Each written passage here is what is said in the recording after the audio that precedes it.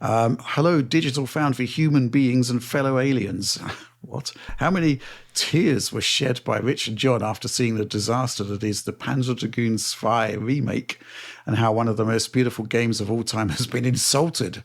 And then he supplied a YouTube link here. John, it's not out yet, but you have seen it. I haven't shed any tears yet because to be fair, I did just look at that video. It's pretty shocking. But what's going on there? Actually, yeah, you kind of get an impression when you look. So Pandemonium on the Sega Saturn Shiro YouTube channel, which is an awesome channel. They actually posted a proper comparison. But I certainly didn't need a comparison to understand that this is Forever Entertainment back at it again, doing what they do. I don't know what black magic they work to get all these properties, but they essentially create what I would describe as like, I don't know, like budget tier. I'm not saying they use AI, but it reminds me of like an AI like take on an existing property where like it just lacks any sort of real visual identity, flair, or atmosphere. Like the entire vibe is just gone in a way that it makes me feel like they don't actually understand the source material. This was true for the first Panzer Dragoon remake. It was true for the House of the Dead remakes, both of them, which they don't play bad, but they just don't look right. And there's so many little things they get wrong. Also, the Front Mission series, which, by the way, that did use AI and it was horrendous. They remade Front Mission 1, 2, and 3. Not good at all either. And this continues that trend. Like, it's just... So, right away, they get the color palette wrong. They get the camera wrong. The FOV is too wide. It doesn't help capture that sense of speed. The animation, the way the dragon moves, completely wrong. The shadows, it doesn't convey that sense of place in the environment that you have in the original. Like, just everything just feels like just this like generic like attempt at copying a classic. Like, we've already seen what more detailed Panzer Dragoon looks like with Orda on the original Xbox, right? Like, they perfectly captured this mood of this game with that sequel on the Xbox. I think that was the evolution of the visual style. Yeah. They didn't look at that, it looks like, or they didn't understand it.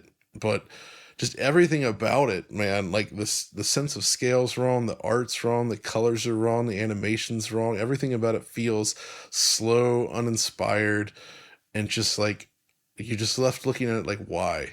Like, yeah, the Sega Saturn version, it's very dated technically, but you can tell even from a modern perspective, the way that they drew those graphics, it still creates something that feels very strong and impactful in a way. You just look at it and say, oh man, this looks cool, and you can really appreciate what they were doing on the hardware at the time.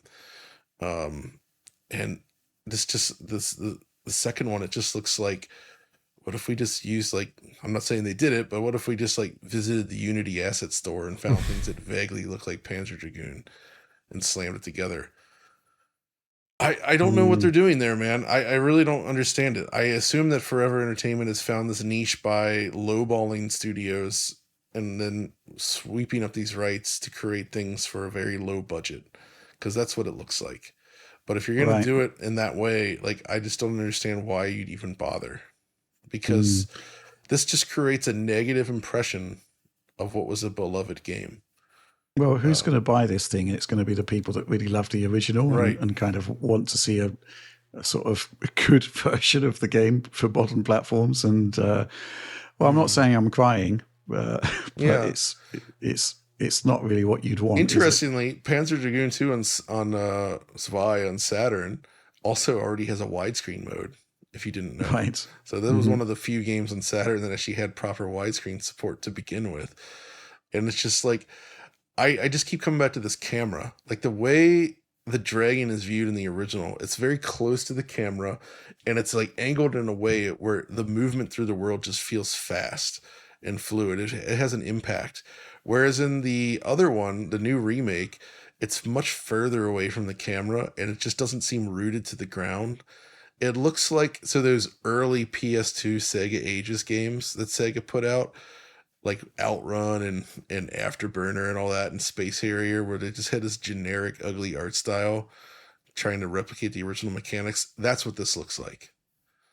And Right. I don't get it. And I'm sad that this is the team doing it. I'm sure, like, I'm not saying the people working on the project are like lazy, etc. I'm sure they're putting in the work to get something. I mean, it is 60 FPS at least, but like they need better art directors. They need people that really understand what they're doing here. I think they could salvage it if they had those people, but they clearly just don't. And they don't get what the original goes for. Right. That original look and design. And as a result, it's just they've created something that I don't think anybody really wants. The dream scenario is that you kind of reassemble the team from back in the day to if they're still in the business, to kind of like give their new what you might call a definitive version for modern hardware. That would even if that isn't possible, the guys like Night Dive prove that you can actually do a tasteful version of these games. Or Night Dive, sure, modernizes. but then we saw stuff with like Sonic Mania, Shinobi, Streets of Rage 4. Passionate developers. The Game Kitchen with Ninja Gaiden Ragebound, which is amazing. These guys like freaking understand these classic games. They understand what made them good. They know how to create something that fills that niche. We know that there are developers that can do this very, very effectively, and that's not the case here.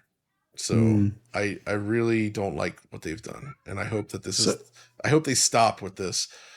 I don't want the Panzer to go away. I'd like somebody else to pick it up and continue.